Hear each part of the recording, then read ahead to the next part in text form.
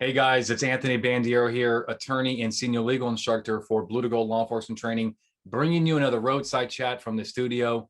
This question comes from an officer in Florida, and he asks, have courts relaxed the manipulation rule under Terry pat-downs? So what the officer is talking about here is a case that's called Minnesota versus Dickerson, U.S. Supreme Court. Basically what happened there were officers patted down Dickerson. They felt an item in his pocket while during the pat down, and they described the pat down. When they were feeling this item, they described it as manipulating it, feeling it, pinching it, squeezing it, to basically determine whether or not it was drugs, right? And then they felt that it was a rock-like substance, and that combined with all the other circumstances of why the stop was made in the first place, because we thought that drug activity was occurring. The cops knew that it was potentially rock cocaine, or at least had probable cause. You don't have to know it, but you had probable cause. They removed it. Sure enough, they're correct, and we're going to the U.S. Supreme Court. So the U.S. Supreme Court held that in that case, right, the cops' manipulation of the item failed to satisfy the plain field doctrine or the plain touch doctrine, whatever you want to call it. But they did say, if while patting somebody down, an officer feels an item that is immediately apparent, remember that, immediately apparent as contraband, evidence, fruits, or instrumentalities of a crime, and so forth, that they could go into the pocket and seize it. Now, back to the original question. The officer is asking, have courts relaxed this rule? And the answer is no.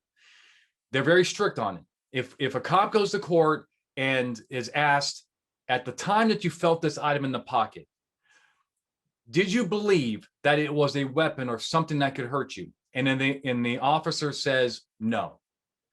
I knew at that point that it's not something that can hurt me. Okay. But you continue to feel the item. Yes. And describe how you felt that item and so forth. Well, I felt it. I put my hand in it. I pinched it. I squeezed it. And then I realized that it was marijuana, cocaine, or some kind of criminal evidence. At that point, the evidence is likely to be suppressed because the cop is admitting to the court that at the point of manipulation, he knows it's not a weapon, and he suspects it of being contraband. That's manipulation.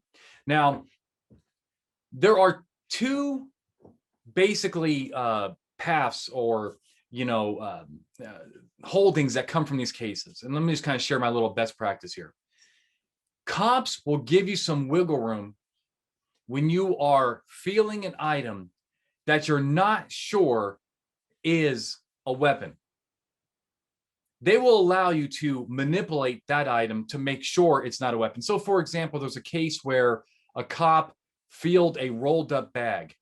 And it was rolled up bag, I guess, like a paper bag or something like that. And it was kind of solid.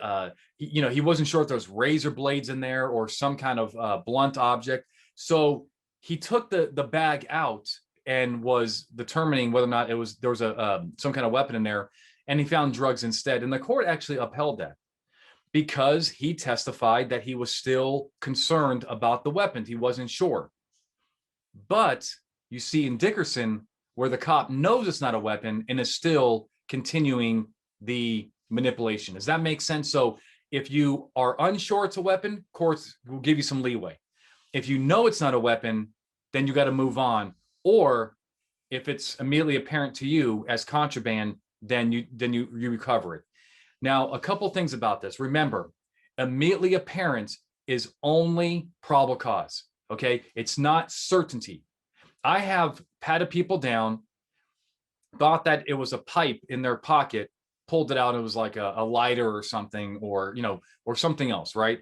That's okay. That I did not violate the Constitution because I had a fair probability based off the totality of circumstances that what the item I was feeling was, paraphernalia and so forth. Most of the time I'm right, but sometimes I was wrong. The other thing is, don't forget the totality of the circumstances. Don't forget that the reason why you detain this person comes into play if you believe he's involved in narcotics.